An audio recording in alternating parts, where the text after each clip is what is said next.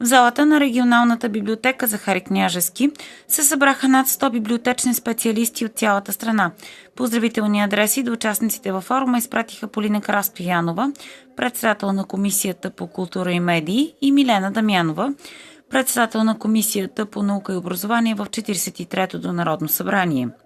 Пожелание за ползотворна работа изпрати и заместник-министра на културата Боил Банов.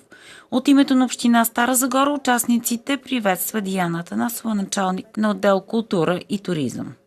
Благодаря на високите гости, които присъстват между нас. Всеки един би се радвал от общуването с толкова значими фактори в областта на библиотечното обслужване и бъдещето на библиотеките.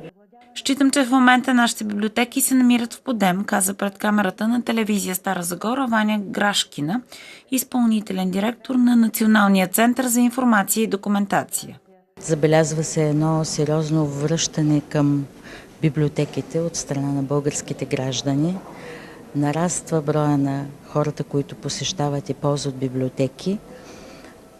От една страна, може би защото цените на книгите са високи и непосилни, но друг важен фактор е това, че библиотеките успяха да преодолеят кризата, в която дълги години се намираха.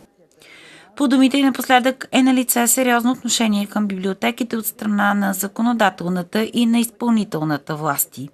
От 2009 година действа Закон за обществените библиотеки, който създаде една много добра основа, юридическа и финансова, за тяхното развитие.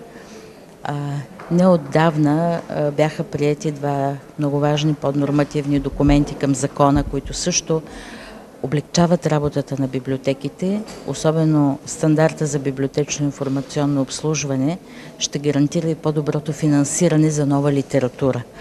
Над 30 доклада и презентации очертават стратегии и библиотечни политики в подкрепа на ученето през целия живот. Меморандум от името на всички участници в конференцията ще бъде изпратен до Народното събрание, Министерството на културата и Министерството на образованието и науката.